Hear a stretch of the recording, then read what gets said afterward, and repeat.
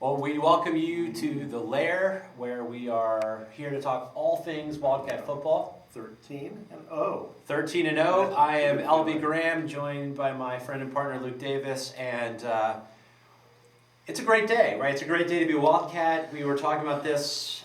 Two previous trips to the quarterfinals last year and the year before both came up short, but this year we broke through. We took the game at U.City. We won handily in a lot of ways, and now advanced to semifinal. Why don't you start by just going back to the U.City game? What impressions stick out in your mind? Well, it's been a great year to be a Wildcat. It's been a great year to be a Wildcat. It's 13-0, been a lot of good Saturdays. It's been a dream season. I think the impressive thing, overall experience from the U.City game, is whereas on the road sometimes we tend to struggle a little bit sloppy. Yeah. We had some issues with getting used to U-City's offense, but you didn't get the sense of shooting ourselves in the foot, struggle, claw from behind and everything.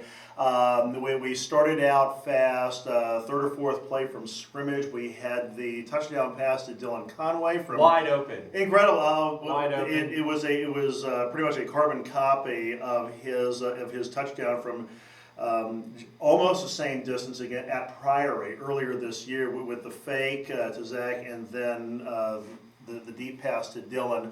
Also, congratulations to Dylan. That was the 100th reception of his WCA career. So what a great way to get it.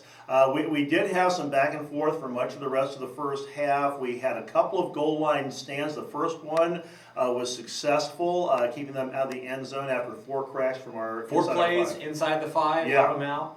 Yeah, and then even the next drive down, it took them some time to get in there. So what that established, even though they tied up the game in the second quarter, was the fact that they knew every score that they were going to get, they were going to have to earn. And when you're against a team with our weapons, that's going to be an uphill battle. I felt like in a lot of ways, and you just said this, right, the defense really stepped up. I mean, their quarterback was quick, he was elusive. Had a great arm. Yeah, we'd had some trouble, and some of those passes were rockets, right? Yes. And we'd had some trouble with the Christian High quarterback who was elusive, and honestly, after that first touchdown, which again, it took them 2 possessions inside the 5, 7 or 8 plays to actually get it in, we really shut them down, and it went from 7-7 to 35-7 near the end of the game before they finally scored again. So I feel like they took control.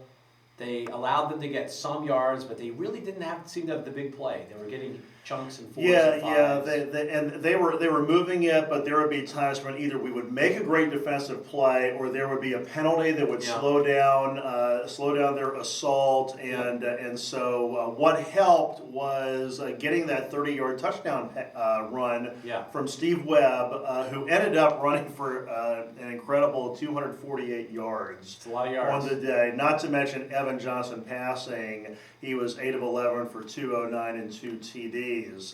But Steve, during that touchdown towards the end of the half, you kind of felt the oxygen come out of the U-City sideline. We were sitting right behind them, and you could really tell there was an unsettledness there, and recognizing they're going to have to come from behind in the second half, kick off to us for the first possession of the second half. What was going to be a big deal. And when you had maybe 28, 29 players on the Lions sideline, it was going to be tough sledding. And maybe, possibly, a downside of those 3 shutouts in the playoffs is when we scored first and we kept scoring, maybe it was a little easier to get in their collective psyche. Giving up the defensive score to Dylan Conway on that INT return, and even when they were getting through and pressuring us that one time where Evan was scrambling around and did the flip pass. The flip pass. Because the Dylan interception, right, they had just done their goal line stand. They had just stopped kept us, and we had turned it over on downs. And 3 plays later, we're back in. That could have been a huge turning point, but when the interception went to the touchdown, that kind of deflated everything. It felt like in some ways that was that. Yes, I think after our next score, they really knew that they were done. It wasn't for a lack of effort. No, not at all. They had been. It was a tough game. It was a hard-fought game. Yes. I mean, our boys had to work hard for this win. But the good news is we did win, and we bring the game back to Westminster. We're going to film an episode on Kearney, and we're going to do that preview episode and post it in a moment after we finish with this. We want to say 1:30 on Saturday here. In case you, yeah, $6 admission. $6 Don't admission. forget that. And we hope we will pack the stands. It's the last home game. No matter what happens, we want everybody out. Let's cheer the boys on in the state semifinal.